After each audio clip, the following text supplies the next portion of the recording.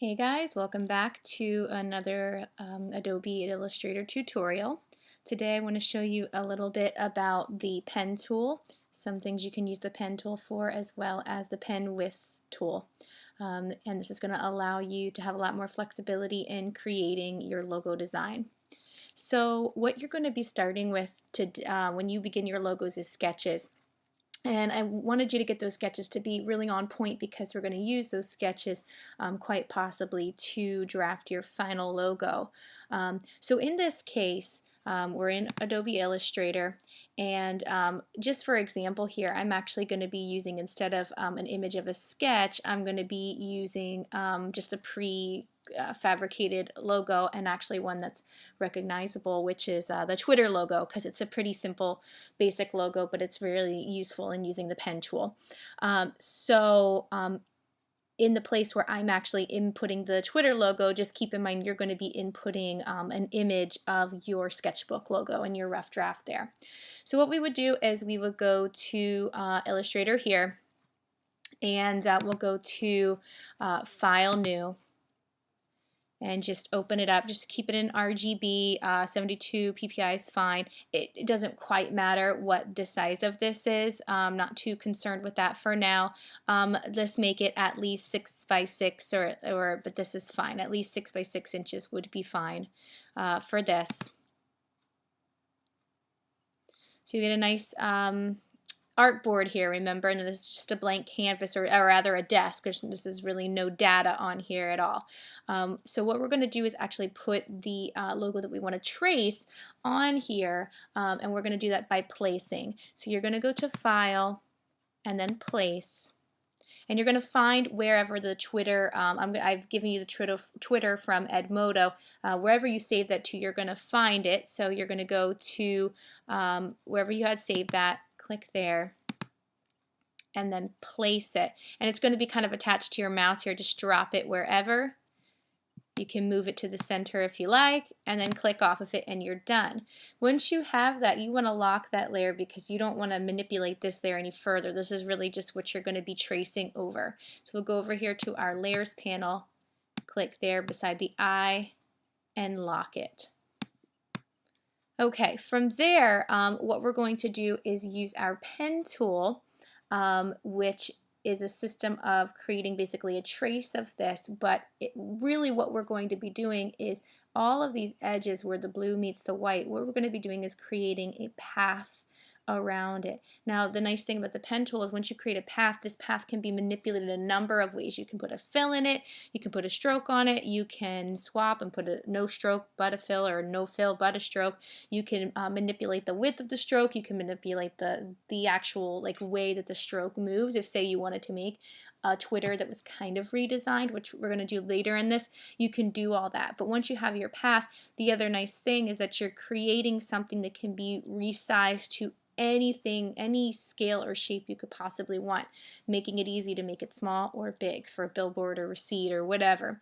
We're keeping in mind that we're not working in raster anymore, we're working in vector, which means it can be resized at any time. So we're gonna have our locked Twitter logo here. And we're going to go over here to the pen tool, not the curvature tool. Please don't do that if you have that option. Up here to pen tool, and make sure that you're on pen tool, not add anchor, not delete anchor, but just straight pen tool. Do you know how I have that restricted on here? It's because my layer is locked. So what I need to do, obviously, is create a new layer down here. Alright, so what I'm doing here, I just want to show you a couple quick things about the pen tool and how it works, and you may want to practice this on your own. In creating the pen tool, and now here I just have a regular stroke on it, and no fill. But what I do is if I click the pen tool once and then drag, this is going to be along with me. And this is an imaginary line. This line doesn't exist yet, but if I click, then there we go. Then I have another line. And then it keeps going. Every time I lift up my cursor, or after I lift up my mouse after clicking, it keeps going with me. And if I hold Shift, I can make perfectly straight lines, either 90-degree angles or 45-degree angles by holding Shift. And if I come back around, click to the beginning, I've got a little shape here, and then it no longer does that. Now I've got this shape, and with this shape I can put, you know, a fill on it. I can go to my swatches and give it a red fill. I can go give it no stroke. I can give it no fill and purple stroke, and I can go here to the stroke tool, and I can make the stroke really big if I want. I can do a whole number of things with that. But as you can see, it's very geometric. It's kind of boring. The other little option that we have here with the pen tool is to make it curved. This is where it gets very interesting. So let's say, let's go back to black stroke. If I click here and I go over and I click but don't let go, click and hold down, as I start to move, it starts to curve. And you see these two little, they're called handles that are coming off of it. They actually are handles, and you can think of them kind of as like a marionette string. They're kind of pulling this curve. Okay, if I push in, it relaxes the curve. If I pull out, it tightens the curve. If I pull to the side, it moves the curve over, and then pulling in, it relaxes the curve. So you can kind of get this whole range of motion here. And remember, I'm holding down. I'm not letting go at all at any point here. So if I like that, I can do it. Now if I hold shift, I get a much more even curve.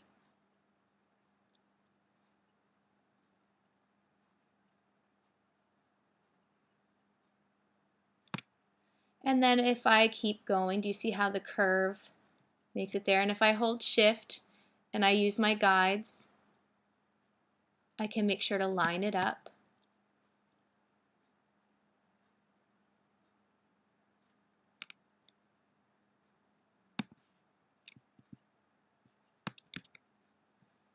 And since I let go, I have a straight line, but if I hold it down, I've got that. Now since I let go, I have just one curve here.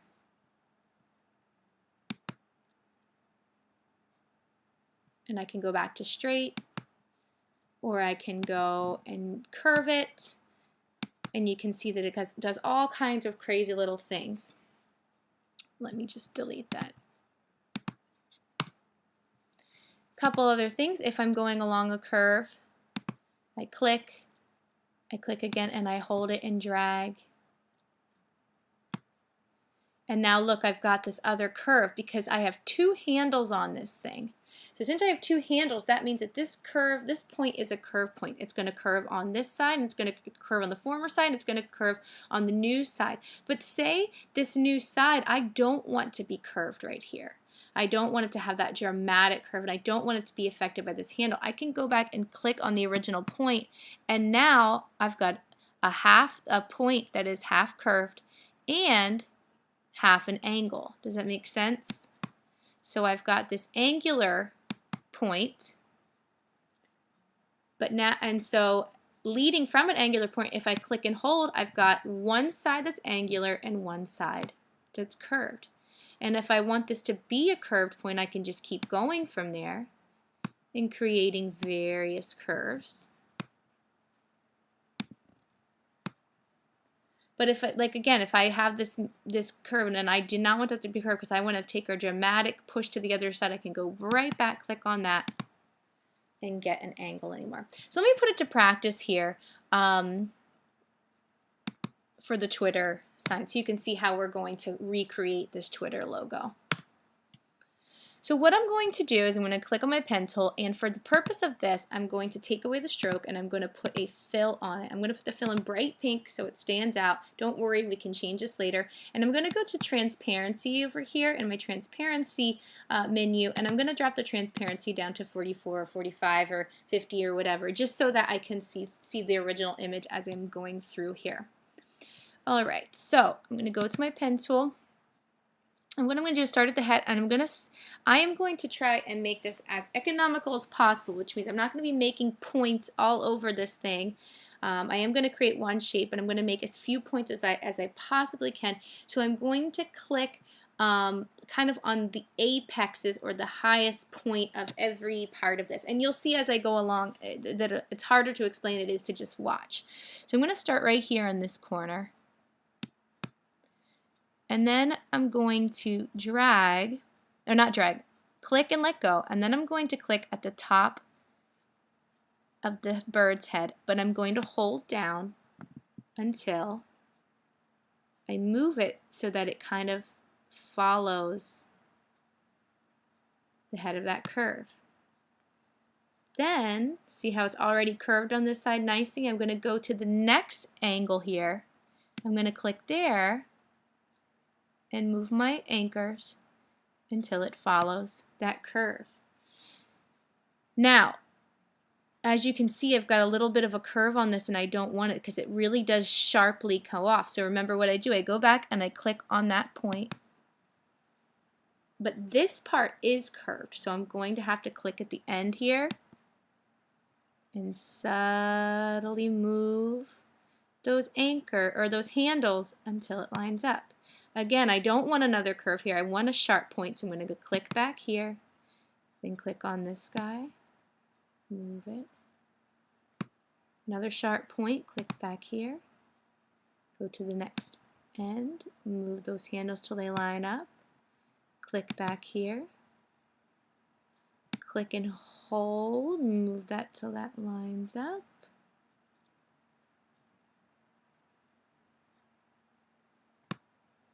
Click here.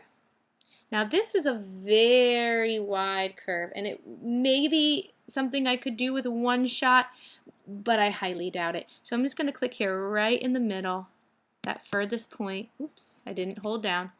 Click here. Hold down, find it,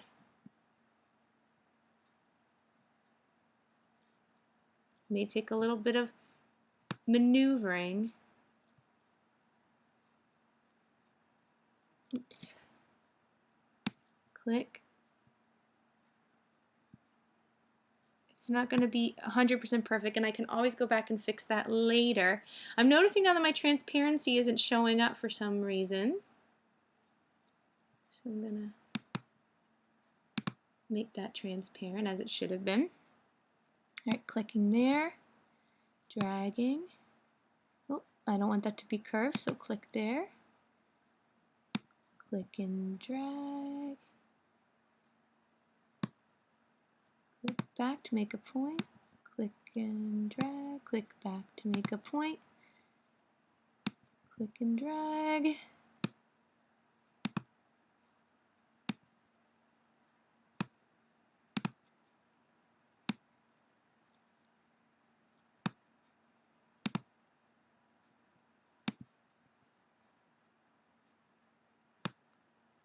And voila!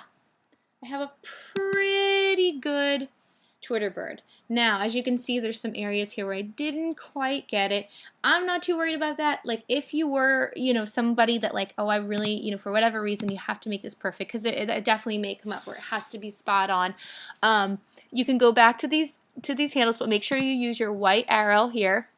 Click on the path, and then you can move these handles to line up a little bit better. You can even move the anchors, if you really wanted to get precise. You could add anchors if you needed to. All sorts of things that you could do to kind of make this, but make sure that, again, that you are using the white handle if you decide to manipulate that in any way. So then what I'm going to ask you to do for this assignment is to kind of like mix up your bird a little bit and make it a little bit unique for yourself, really just to get some practice.